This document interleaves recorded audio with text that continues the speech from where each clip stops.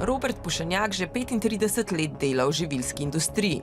Desetletja dela v pekarni, kjer je dvigoval težke vreče moke, veliko časa preživel pri silni drži in se pogosto pripogibal, so pustila trajne poškodbe na njegovi hrbtenici. Jaz sem imel izrabo hrbtenice ledenega dela, med ploščnicami nič ni več bilo in me je pritiskalo. Nevrokirurg je me sprejel in mi je rekel operacija. Zaradi dolgih čakalnih dob na operacijo je čakal dobri 2 leti, se mu je bolniški dopust iztekel že dolgo pred posegom, pri podaljševanju pa se je pogosto zatikalo. Veš, kaj boš, moraš iti delati, ne moreš delati, pa odločbe ne dobiš pravočasno. Potrebno je imeti nek razlog, nek upravičen razlog, da ti ostaneš doma.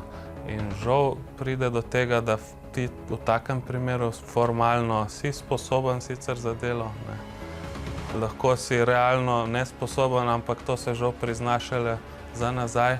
In to ti pol živce uničuje, psihično si na tleh, vsak človek bi rad bil zdrav. Ker dela preprosto ni mogel opravljati, je ostal doma. Imel sem veliko nadur, dopusta in so mi šli dejansko na roko. Da sem tisti čas, ki nisem dobil odločbe pravočasno, da sem lahko koristil dopust ali pa ure dajal.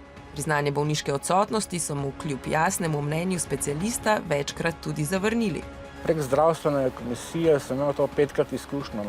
Oni ne gledajo na specialist, kaj ti da mnenje, da nisi sposoben delati, ti avtomatsko zavrnejo in pol ti preostane dejansko, da greš v tožbo.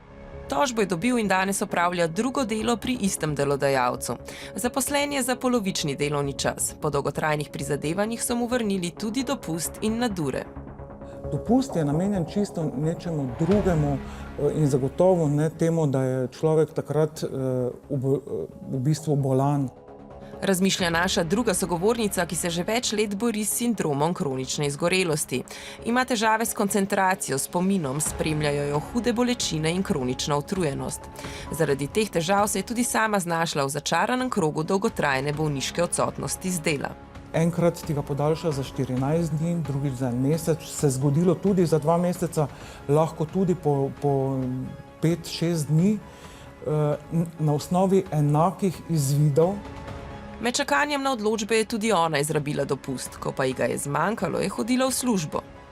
To zagotovo ni dobro vplivalo na moje zdravstveno stanje, celo poslabšalo mi ga je. Če se na pol bolnega delavca spravi nazaj na delovno mesto, v tem primeru seveda se bolezen poglobi, ali pa, in to se največkrat zgodi, gre zelo hitro spet nazaj v bolniški stalež. Na vsak način gre za nevarnost poglobitve diagnoze in poglobitev diagnoze pri dolgotrajni bolniški je običajno invalidnost. Če ti v izvidih specialistov piše, da se moraš izogibati stresnim situacijam in če ti zdravstveni sistem povzroča sam te stresne situacije, potem je nekaj s tem zdravstvenim sistemom hudo narobe.